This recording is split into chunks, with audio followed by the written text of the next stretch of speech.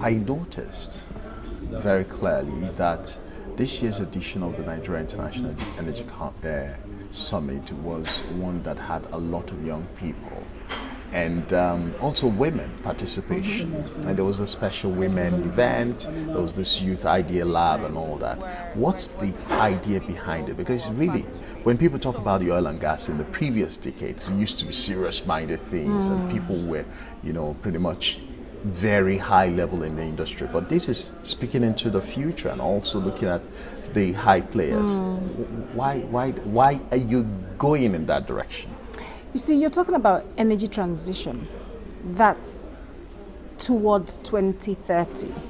When you talk about the people who are going to be using energy when this transition does happen, it's not going to be the people who are here now.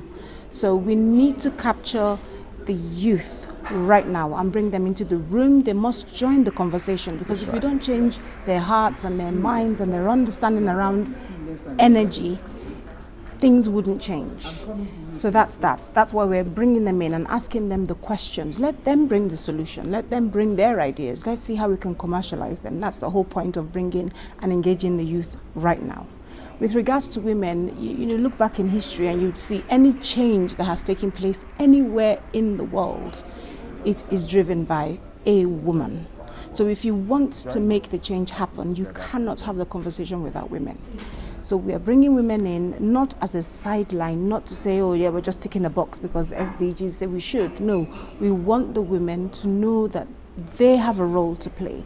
I am a woman in energy. I'm proud to be a woman in energy. Whatever it is that I'm doing makes a difference. So hence the female-powered breakfast. Usually we would have a workshop, and we realized that taking them out of the main conversations to have a separate workshop for a whole day is again separating them from the conversation. So by having that standalone session where nothing else was happening but the female-powered breakfast, we found that the room, we were oversubscribed 3 times, and we had all the senior leaders in the sector present, and they were pleased to be there, and the conversations were real.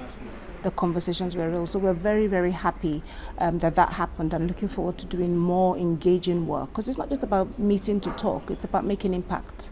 It's the power of one. If one person can gather 30, another 30, how many more can 30 gather? And what's the move? What's the shift that's going to take place? How are we going to transit if we're all singing from the same hymn sheet? And I think that's what it's about.